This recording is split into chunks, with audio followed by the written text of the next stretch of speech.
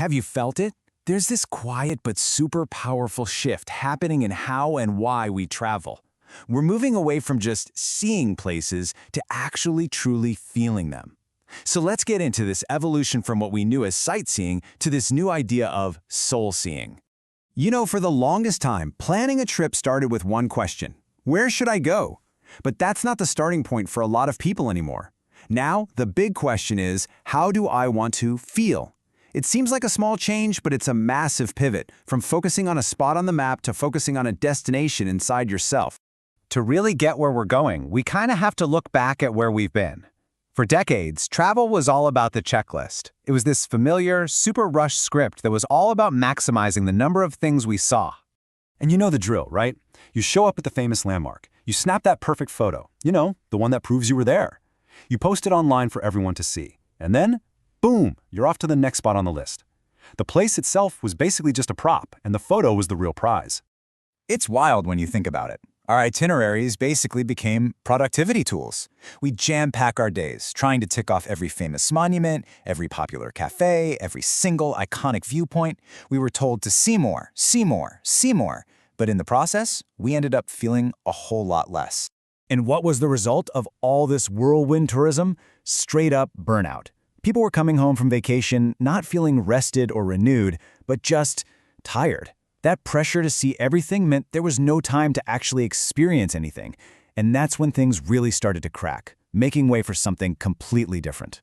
And that's what brings us to this new way of thinking, valuing the experience over the place itself. Now, this isn't just a tiny adjustment. This is a whole new philosophy of travel, from the ground up. I mean, think about it like this. You can see 1,000 pictures of the Eiffel Tower from your couch. You can read all about ancient Rome on your phone. But you can't Google the feeling of a quiet chat in a little local cafe or the taste of a meal you share with brand new friends. That stuff, that has to be lived. So this new traveler? They're collecting stories, not souvenirs. The real goal is to come home with a narrative that actually shaped them in some small way, a moment of connection they didn't see coming. That's way more valuable than another magnet for the fridge. We're also seeing a huge pivot away from just consuming a place, treating it like it's a product you just use up and throw away. Instead, the focus is now on genuine connection with the culture, the people, and just the overall rhythm of a place. And this might be the most important one. Travelers are choosing to be present in the moment instead of just performing for their social media followers. The goal isn't to build the perfect online photo album anymore, it's to actually be there, fully, as it all happens. And a huge driver behind this whole shift? It's Gen Z. I mean, they grew up in a total whirlwind of digital noise and constant notifications. So for them, travel isn't about escaping reality. It's about finding something real. It's not about bragging rights. It's about finding a little clarity and connection to push back against all that digital fatigue. All this change has also totally flipped our idea of what a luxury trip even is. It's got nothing to do with flashy price tags anymore. It's about something way more valuable and honestly, a lot harder to find. Yeah, this really breaks it down perfectly. Old luxury was all about stuff you could see and buy. 5-star hotels, exclusive resorts. But the new luxury, it's all about things you can't buy.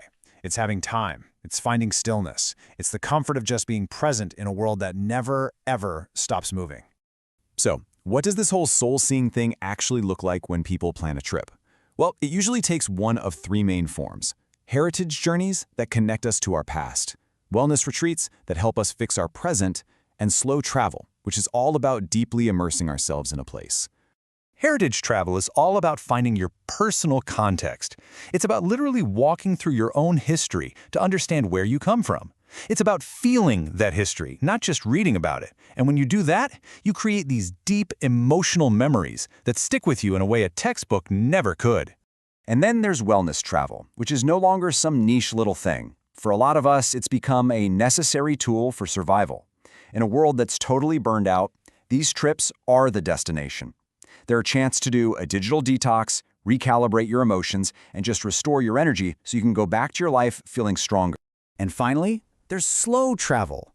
Fast travel was a game of maximizing how many pins you could drop on a map. Slow travel is about maximizing the impact of a single location. It's choosing depth over distance, and it favors real interactions with locals and richer moments over a schedule that's packed to the minute. Okay, so you might be wondering, is this just another passing trend? Well, all the signs are pointing to no.